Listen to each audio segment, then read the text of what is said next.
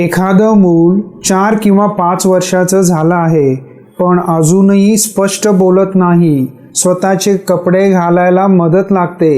शाळेत इतर मुलं पुढे जातात, पण हे मूल अजूनही साध्या गोष्टी शिकण्यासाठी संघर्ष करतं. अशा वेळी अनेक पालक एकच वाक्य म्हणतात, मोठं झालं की सगळं ठीक होईल. पण जर हे फक्त उशिरा होणारं वाढणं नसून बौद्धिक अपंगत्व म्हणजेच इंटेलेक्च्युअल डिसॅबिलिटी असेल तर आजही आपल्या समाजात या विषयाबद्दल अनेक गैरसमज आहेत. काही जण अशा मुलांना हट्टी, आळशी किंवा कमी बुद्धीचं म्हणतात.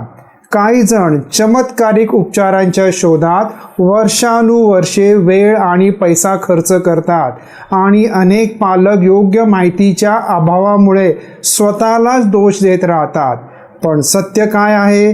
बौद्धिक अपंगत्व म्हणजे नेमकं काय? ते वेळेवर कसं ओळखायचं? आधुनिक वैद्यकशास्त्र काय सांगतं?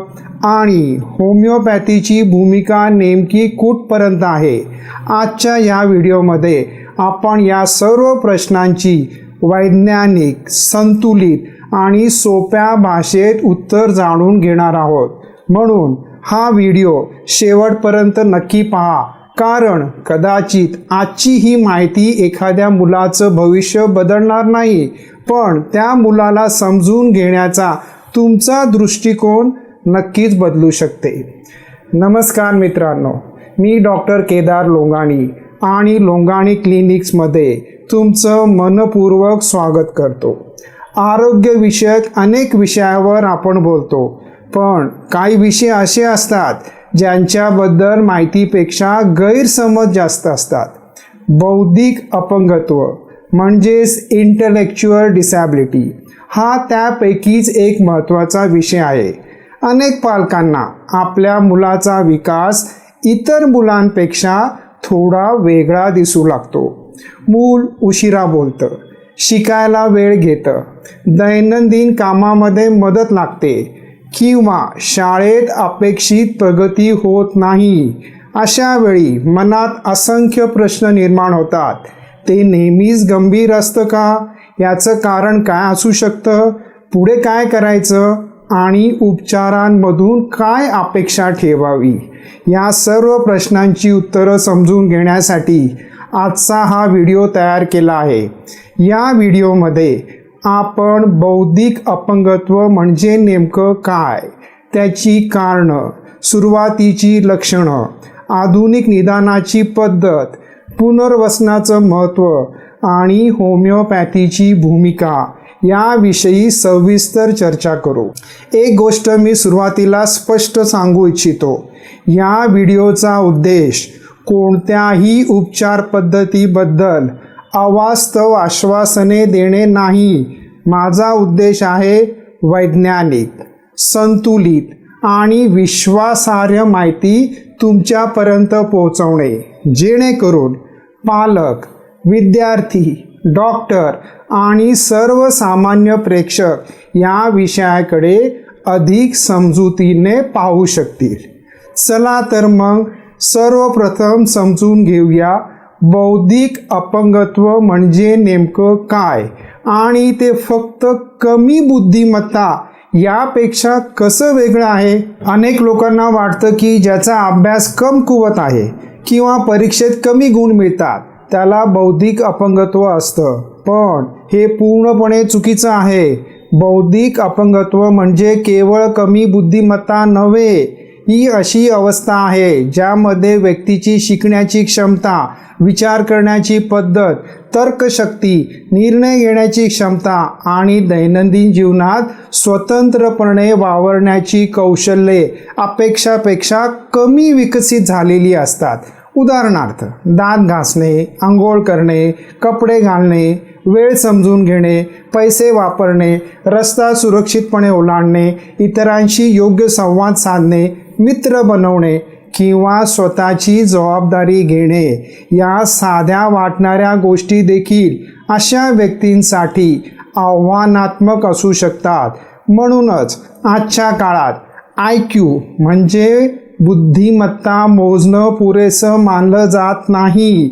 व्यक्ती प्रत्यक्ष आयुष्यात किती स्वावलंबी आहे, दैनंदिन जीवन कसं सांभाळते, समाजात कशी वावरते, यालाच ॲडॅप्टिव्ह फंक्शनिंग म्हणतात. आणि आधुनिक वैद्यकशास्त्रात याला खूप महत्त्व दिलं जातं. म्हणूनच बौद्धिक अपंगत्व समजून घेताना आपण केवळ बुद्धिमत्तेकडे नाही तर संपूर्ण व्यक्तीकडे पाहणं अत्यंत आवश्यक आहे. आणि पुढच्या भागात आपण पाहणार आहोत बौद्धिक अपंगत्वाची कारणं कोणती असू शकतात, सुरुवातीची लक्षणं कशी ओळखायची आणि पालकांनी कोणती लक्षणं कधीही दुर्लक्ष करू नयेत. अनेक पालकांना पहिला प्रश्न असतो, डॉक्टर हे आमच्या मुलालाच का झालं? खरं सांगायचं तर प्रत्येक वेळी एकच कारण सापडतं असं नाही. काही वेळा प्रेग्नन्सीच्या वेळेला आईला झालेला गंभीर संसर्ग, काही अनुवंशिक विकार जसे की डाऊन सिंड्रोम, प्रसूती दरम्यान मेंदूला झालेला ऑक्सिजनचा अभाव, अकाली जन्म, जन्मानंतरचा मेंदूज्वर, डोक्याला झालेली गंभीर इसापत किंवा चयापचयाचे विकार ही कारणं असू शकतात. अनेक वेळा मात्र नेमकं कारण निश्चित सांगणं शक्य होत नाही. पण कारण काहीही असलं तरी एक गोष्ट निश्चित आहे, जितक्या लवकर ओळख तितका अधिक फायदा. मग सुरुवातीची लक्षणं कोणती? लहान मूल अपेक्षित वयात बसत नाही, चालायला उशीर होतो, बोलायला उशीर होतो, नावाने हाक मारली तरी प्रतिसाद कमी देतं, साध्या सूचना समजायला वेळ लागतो, नवीन गोष्टी शिकण्यासाठी वारंवार सराव करावा लागतो किंवा स्वतःची दैनंदिन कामं करण्यासाठी सतत मदत लागते. अशी लक्षणं दिसू शकतात. शाळेत गेल्यावर ही मुलं अभ्यासात थोडी मागे पडतात म्हणून नव्हे, तर शिकण्याची पद्धत वेगळी असल्यामुळे अडचण अनुभवतात. काही मुलांना अक्षर किंवा अंक समजायला वेळ लागतो, काहींना मित्रांमध्ये मिसळणं कठीण जातं, काही जण सहज निराश होतात, तर काहींमध्ये अतिचंचलपणा किंवा चिडचिड दिसू लागते. याच ठिकाणी पालकांनी एक महत्त्वाची गोष्ट लक्षात ठेवायला हवी. अशा मुलांना आळशी, हट्टी किंवा काही समजत नाही अशी लेबलं लावू नका. त्यांच्या वर्तनामागे अनेकदा न्यूरो विकासाशी संबंधित अडचणी असतात. योग्य समज, योग्य प्रशिक्षण आणि योग्य आधार दिल्यास तेही प्रगती करू शकतात. आता पाहूया होमिओपॅथीची भूमिका काय असू शकते. होमिओपॅथीमध्ये आम्ही केवळ रोगाचं नाव पाहत नाही, प्रत्येक व्यक्तीचा स्वभाव, भावनिक प्रतिक्रिया, भीती, झोप, भूक, शारीरिक प्रकृती, विकासाचा इतिहास आणि इतर वैयक्तिक लक्षणांचा एकत्रित अभ्यास करून औषध निवडतो. पुन्हा एकदा स्पष्ट सांगतो, बौद्धिक अपंगत्वासाठी एकच ठरलेलं होमिओपॅथिक औषध नाही आणि कोणतंही औषध हा जन्मजात मेंदूचा विकास पूर्णपणे बदलतं असा दावा करता येत नाही. मात्र काही सहवर्ती लक्षणांमध्ये अनुभवी होमिओपॅथ रुग्णाच्या संपूर्ण चित्रानुसार काही औषधांचा विचार करू शकतात. उदाहरणार्थ बरायटा काप हे औषध मानसिक आणि शारीरिक विकासात विलंब, आत्मविश्वासाचा अभाव, लाजाळूपणा, सतत इतरांवर अवलंबून राहण्याची प्रवृत्ती अशा एकूण लक्षणांमध्ये विचारात घेतलं जाऊ शकतं. दुसरं औषध आहे कलकिरिया काप. काही अशा व्यक्तींमध्ये निवडलं जाऊ शकतं ज्यांचा विकास मंद असतो, शिकण्यास वेळ लागतो, घाम जास्त येतो, सहज थकवा जाणवतो आणि विशिष्ट शारीरिक प्रकृतीची लक्षणे दिसतात. जर विकासातील अडचणींसोबत फिट्सचा इतिहास किंवा काही विशिष्ट वर्तनात्मक वैशिष्ट्य असतील तर या प्रकरणामध्ये ब्युफोरानाचा विचार आपण करू शकतो. काही मुलांमध्ये तीव्र भीती, अंधाराची भीती, भयानक स्वप्न किंवा अचानक घाबरण्याची प्रवृत्ती प्रमुख असेल तर संपूर्ण केसचा विचार करून स्ट्रॅमोनियम निवडला जाऊ शकतो. जर अतिशय संशयी स्वभाव, अस्थिर वर्तन, अयोग्य खोड्या किंवा काय विशिष्ट मानसिक लक्षणे आढळत असतील तर अनुभवी चिकित्सक हायोसायमसचा विचार करू शकतात. तर काही रुग्णांमध्ये वारंवार होणारे संसर्ग, अस्वस्थता, सतत बदलण्याची इच्छा किंवा विशिष्ट घटनात्मक वैशिष्ट्यांच्या आधारे ट्युबरक्युलिनम सारखी औषधे निवडली जाऊ शकतात. पण इथे एक गोष्ट अत्यंत महत्त्वाची आहे. ही औषधे रोगाच्या नावावर नाही तर रुग्णाच्या वैयक्तिक लक्षणावर दिली जातात. म्हणूनच इंटरनेटवर पाहून स्वतः औषध सुरू करणं योग्य नाही.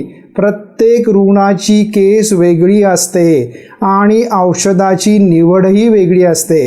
माझा स्वतःचा अनुभव असा सांगतो, अशा रुग्णांच्या उपचारांमध्ये औषधा इतकाच महत्त्वाचा असतो तो संपूर्ण दृष्टिकोन. पालकांचे समुपदेशन, नियमित फॉलोअप, मुलांच्या प्रगतीचे निरीक्षण आणि इतर तज्ज्ञांसोबत असलेला समन्वय.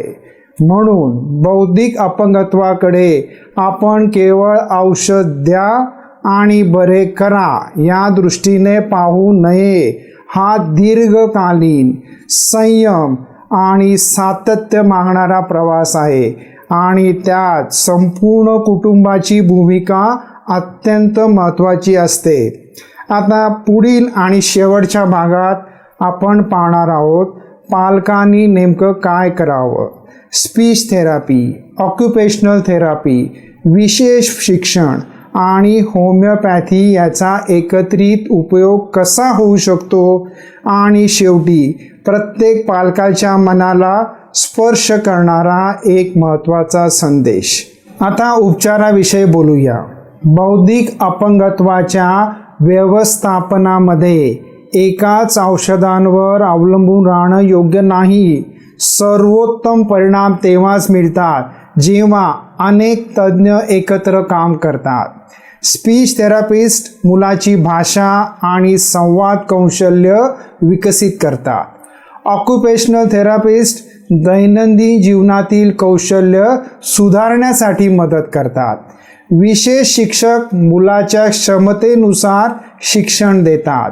आवश्यकतेनुसार मानसोपचार तज्ज्ञ, बालरोग तज्ज्ञ, न्यूरोलॉजिस्ट यांचे मार्गदर्शनही महत्त्वाचे ठरते आणि याच टीममध्ये योग्य रुग्णांमध्ये अनुभवी होमिओपॅथची भूमिका असू शकते. होमिओपॅथीमध्ये उपचाराचा केंद्रबिंदू हा व्यक्ती असतो, केवळ निदान किंवा डायग्नॉसिस नाही. म्हणून आम्ही रुग्णाच्या झोपेच्या सवयी, भीती, भावनिक प्रतिक्रिया, चिडचिड, स्मरणशक्ती, एकाग्रता, सामाजिक वर्तन, शारीरिक प्रकृती, भूक, घाम, थंडी, उष्णतेची सहनशक्ती आणि इतर अनेक वैशिष्ट्यांचा सखोल अभ्यास करतो. याच आधारावर औषधांची निवड केली जाते. अनेक पालक मला प्रश्न विचारतात, डॉक्टर किती दिवस औषध घ्यावं लागेल? याचं एकच उत्तर आहे, प्रत्येक मुलाचा प्रवास हा वेगळा असतो.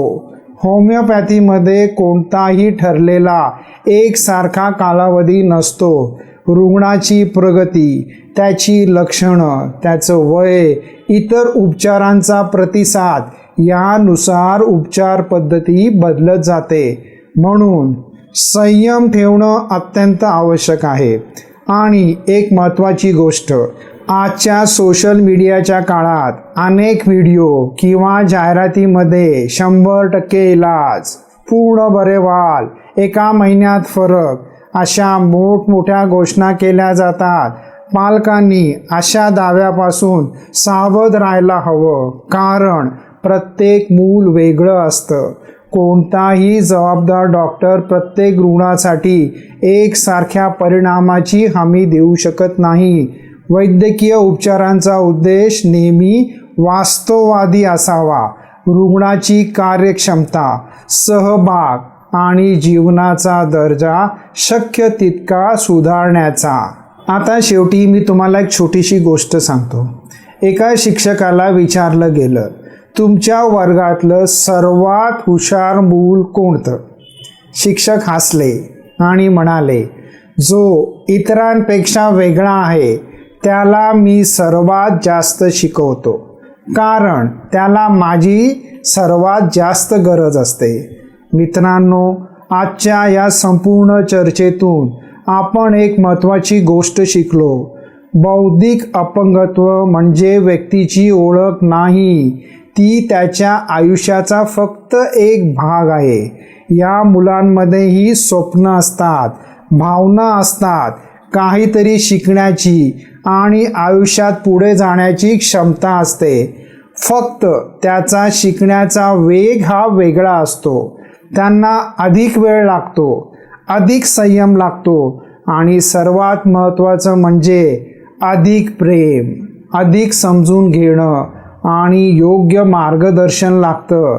लक्षात ठेवा, कोणतंही औषध, कोणतीही थेरपी किंवा कोणताही डॉक्टर एकट्याने चमत्कार घडवू शकत नाही. खरा बदल घडतो तो जेव्हा पालकांचा विश्वास असतो, तेव्हा शिक्षकांचा संयम असतो, तज्ज्ञांचं योग्य मार्गदर्शन असतं आणि समाजाचा स्वीकार असतो. होमिओपॅथीचा विचारही याच व्यापक दृष्टिकोनातून केला पाहिजे. अनुभवी होमिओपॅथ रुग्णाच्या संपूर्ण मानसिक, भावनिक आणि शारीरिक लक्षणांचा अभ्यास करून वैयक्तिकृत उपचार देतात. काही रुग्णांमध्ये सहवर्ती लक्षणांचं व्यवस्थापन आणि एकूण आरोग्य सुधारण्यामध्ये ती पूरक भूमिका बजावू शकतात. पण त्याचबरोबर स्पीच थेरपिस्ट, ऑक्युपेशन थेरपी, विशेष शिक्षण, मानसशास्त्रीय सहाय्य आणि नियमित फॉलोअप ह्याचं महत्त्व तितकंच आहे. माझी प्रत्येक पालकांना एकच विनंती आहे, जर तुमच्या मुलाचा विकास इतर मुलांपेक्षा वेगळा वाटत असेल तर घाबरू नका, लाजू नका आणि वाट पाहत बसू नका. वेळेवर तज्ज्ञांचा सल्ला घ्या, योग्य मूल्यमापन करून घ्या आणि उपचारांबरोबरच पुनर्वसनाचीही सुरुवात करा. लक्षात ठेवा, लवकर निदान म्हणजे चांगल्या संधी, योग्य प्रशिक्षण म्हणजे अधिक स्वावलंबन आणि कुटुंबांचा आधार म्हणजे त्या मुलाची सगळ्यात मोठी ताकद.